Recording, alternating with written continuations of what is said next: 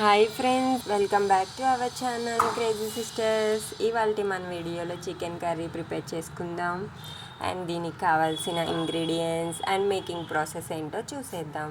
First అయితే pan పెట్టుకొని ఒక 3 or 4 table spoons oil add చేసుకోవాలి. ఇక్కడ నేనైతే ఒక 3 స్పూన్స్ ఆయిల్ యాడ్ చేశాను.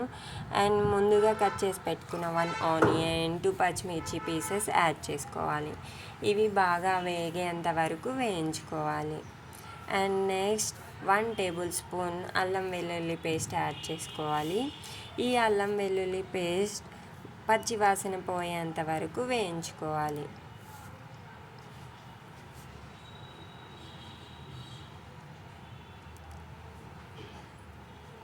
ఇలా వేయించుకున్న తర్వాత ఇప్పుడు నేనైతే ఇక్కడ 1 kg చికెన్ తీసుకున్నాను. ఇలా 1 kg చికెన్ అయితే యాడ్ చేసుకొని 1 టేబుల్ స్పూన్ పసుపు యాడ్ చేసుకోవాలి. అండ్ మన టేస్ట్కి సరిపడా సాల్ట్ యాడ్ చేసుకొని వీటి మొత్తాన్ని బాగా కలుపుకోవాలి. కలిపేసిన తర్వాత లిడ్ పెట్టేసి ఒక 10 minutes అయితే ఉడికించుకోవాలి. చూస్తున్నారు కదా, ఇలా ఉడికిన తర్వాత మనం ముందుగా కట్ చేసి పెట్టుకున్న టమాటో పీసెస్ అయితే యాడ్ చేసుకోవాలి. ఇక్కడ నేను 2 టమాటోస్ అయితే తీసుకున్నాను. ఇలా యాడ్ చేసుకొని మన స్పైసీకి తగ్గట్టు ఒక 3 స్పూన్స్ అయితే కారపొడి నేను యాడ్ చేశాను. మీకు కావాల్సినంత కారం అయితే మీరు యాడ్ చేసుకోండి.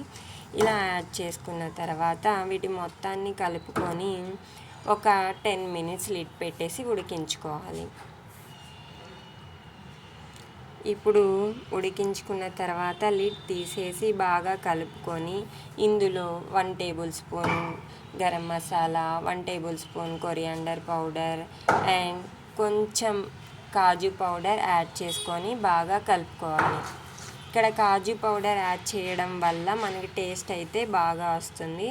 సో ఇలా యాడ్ చేసుకొని లిడ్ పెట్టేసి ఒక 5 minutes ఉడికించుకోవాలి.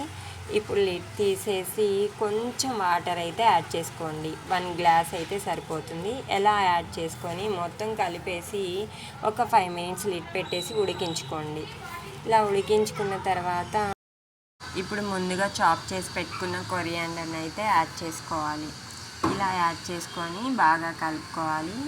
అంతే, చికెన్ కర్రీ అయితే రెడీ అయిపోయింది. టేస్ట్ అయితే చాలా అంటే చాలా బాగుంది. తప్పకుండా మీరు ట్రై చేయండి. ట్రై చేసి ఎలా వచ్చిందో కామెంట్ బాక్స్లో కామెంట్ చేయండి. Thanks for watching. Bye bye.